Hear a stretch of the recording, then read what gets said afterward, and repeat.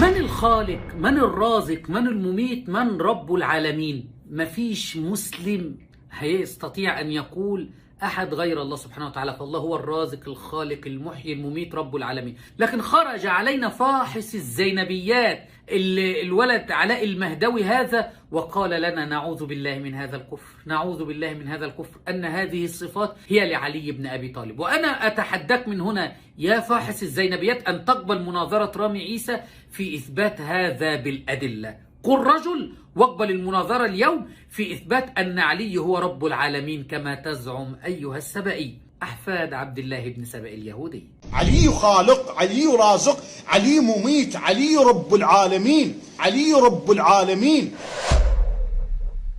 علي العرش، علي اللوح، علي القلم، علي الملائكة، علي الجنة، علي حور العين، كل شيء علي، وبالدليل الطيب